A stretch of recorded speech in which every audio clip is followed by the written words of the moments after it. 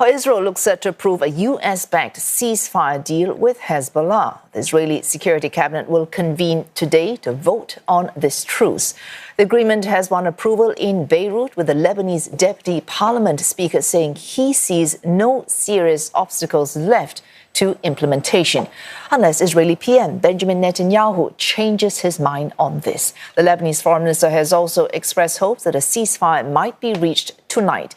He added that the Lebanese army is prepared to have at least 5,000 troops deployed in the south after Israeli troops pull out. EU Foreign Policy Chief Joseph Borrell says he also sees no reason for Israel to refuse a ceasefire with Lebanon. Israel's defense minister has demanded effective UN enforcement of a potential ceasefire with Lebanon and stressed that Israel will show zero tolerance toward any infraction. The agreement with Lebanon will grant Israel freedom of operation to act in defense to remove what it sees as threats posed by Hezbollah. It will also enable displaced residents to return to their homes in northern Israel. While there is hope that a deal might be reached on Israel's northern front, negotiations over the war in Gaza are at a stalemate. The UN rights chief has reiterated his call for a permanent ceasefire in the Palestinian enclave. The US Middle East envoy will be in Saudi Arabia to discuss using a potential truce in Lebanon as a catalyst for a deal to end hostilities as well in Gaza. And for more, Sarah Coates joins us live from Tel Aviv. Sarah, this is a question we frequently ask you. Is hope high for a ceasefire? This time, it seems we may be a little bit closer to that ceasefire, at least between Israel and Hezbollah.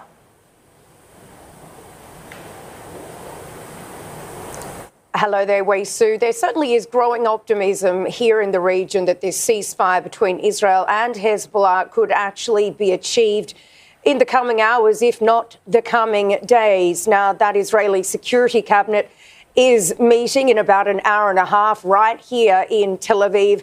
And there is a lot of hope that they may actually vote and agree to approve this deal. Now, it is largely based on the UN Resolution 1701, which would mean that these Hezbollah fighters would need to push further north, back behind the Litani River, while Israeli forces would need to completely pull out of Lebanon. Now, this would be overseen by a body of 5 countries. It would be headed up by the United States. And these are the main points of the deal. The Israeli military would have around 60 days to pull out of Lebanon. After that, the Lebanese military would be deployed into this area that is that so-called buffer zone between the Litani River and the blue line that separates Israel and Lebanon. Now, it would also be the government of Lebanon that would oversee any kind of weapons purchases in the country.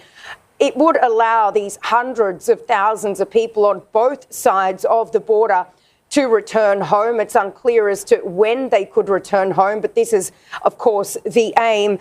And Israel would have also the right to respond militarily if this ceasefire is violated in any way, or if it sees a threat coming from Lebanon. Now, there has been some pushback here in Israel, especially from the far right-wing politicians like Itamar Ben-Gvir.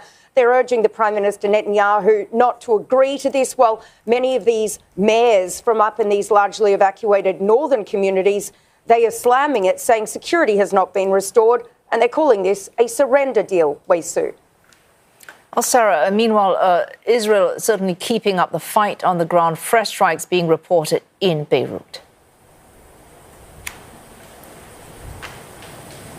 You're certainly right. These negotiations are happening under fire. There's been these fresh evacuation orders for a number of buildings in southern Beirut, in the Dahia region, that is traditionally a Hezbollah stronghold. And we do understand that since those evacuation notices were issued, there have been fresh strikes. Now, also strikes in the south of the country, the death toll or injury toll still unknown. And here in Israel, as all of this happens, red alert sirens continue to ring out in these largely evacuated northern communities. The IDF's Home Front Command has also changed regulations for these northern communities. Today, there will be no school and gatherings are only allowed to be very, very limited. So once again, there is a lot of hope that potentially a ceasefire may come into play in the coming hours, if not the coming days. And we will, of course, keep you updated on this, Wei Su. Well, thanks. That's Sarah Coates reporting live to us there from Tel Aviv.